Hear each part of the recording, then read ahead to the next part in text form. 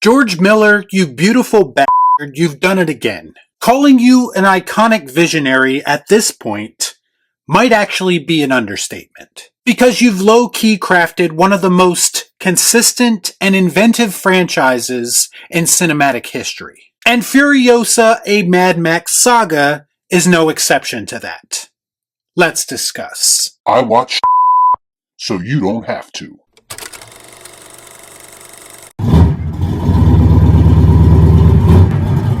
Before I get started, I'd like to kindly ask that you hit the like button, and please subscribe to the channel for more content just like this. Come on. Do it! Do it! Snatched from the green place of many mothers, young Furiosa falls into the hands of a great biker horde led by the warlord Dementus. Sweeping through the wasteland, they come across the Citadel, presided over by Immortan Joe. As the two tyrants fight for dominance, Furiosa soon finds herself in a non-stop battle to make her way home.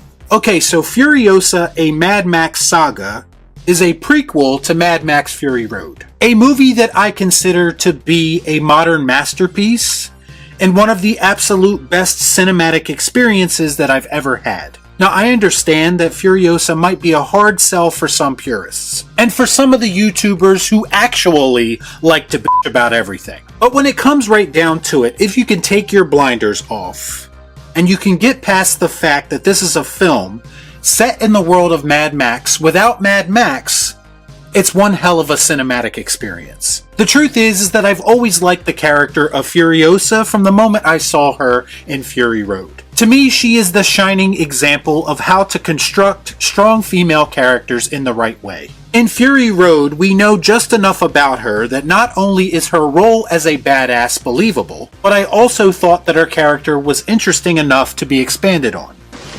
I like it a lot.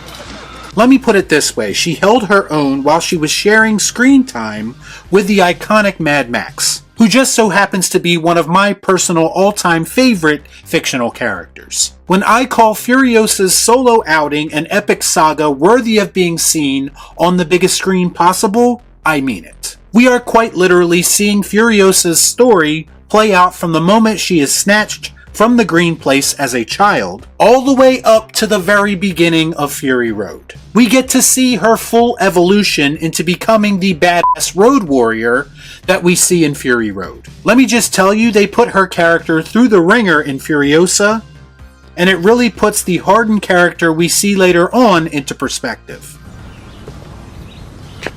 That makes sense. The story plays out in chapters, which is a narrative structure that I always personally enjoy. It also opens up the possibility that this could be released on streaming in an expanded, limited series format. Furiosa's story is pretty straightforward when you stop and think about it. It kind of echoes a lot of the similar beats that we've become accustomed to seeing when it comes to revenge tales. The difference here is George Miller's vision, which elevates the material on the page to something more epic. The world that George Miller has created over the course of these 5 films has gone largely unappreciated in my opinion. For those of you who think this movie has nothing to offer without the presence of Mad Max, I would say this film's biggest contribution to the overall saga is how it fleshes out this world even further.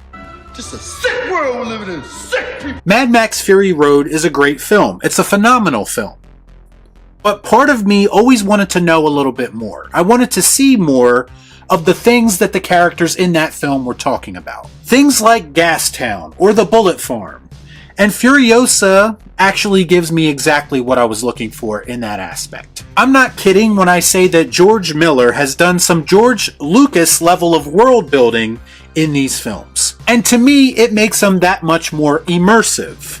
Every time I watch one of these films, I want to get lost in this world because of how detailed they are. I also appreciated the fact that George Miller included a bit more commentary on the self-destructive nature of humanity. Even in a post-apocalyptic wasteland, humans continue to war with each other.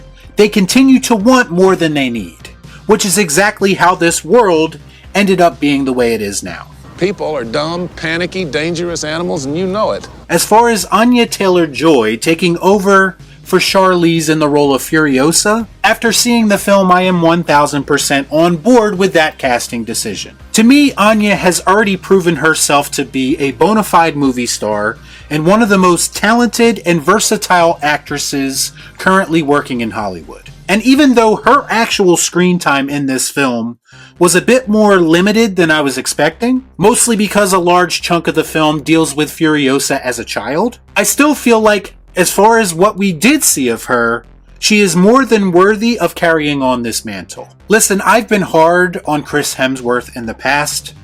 I think he is more talented than the roles that he gets, and he's better than the directors he typically works with. But I have to say, as the villain Dementus in this film, it's one of the better roles that he's had in a long time. A memorable villain in every sense of the word. He plays it over the top, but he plays it over the top in a way that makes sense for this world. You crazy son of a bitch, you did. I feel like his character is what Jason Momoa's character wanted to be in Fast X and failed miserably at. And once again, credit to George Miller for making a character like this work.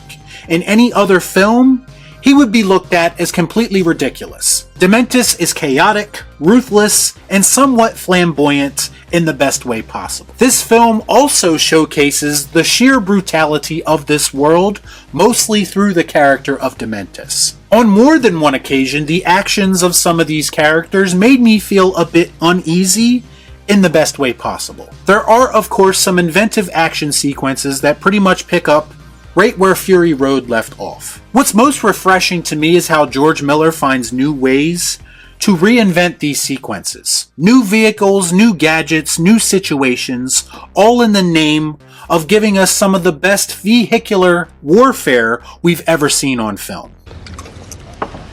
So good.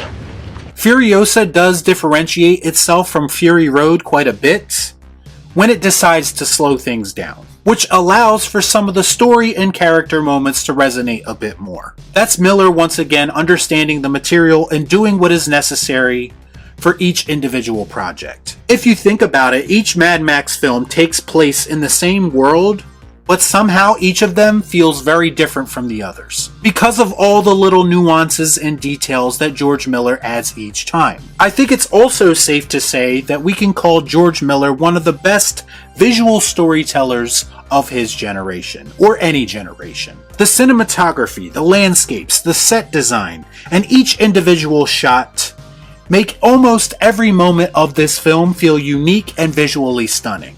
Oh, beautiful.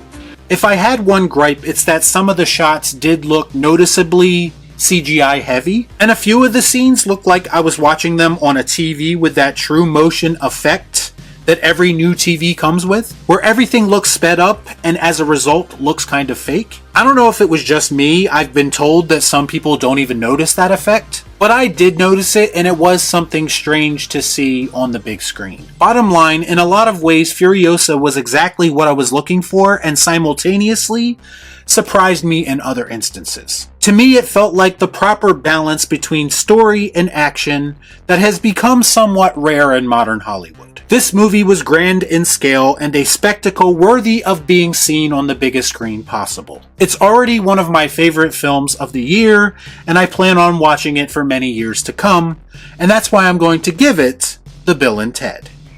Excellent! Y'all be cool. Right on.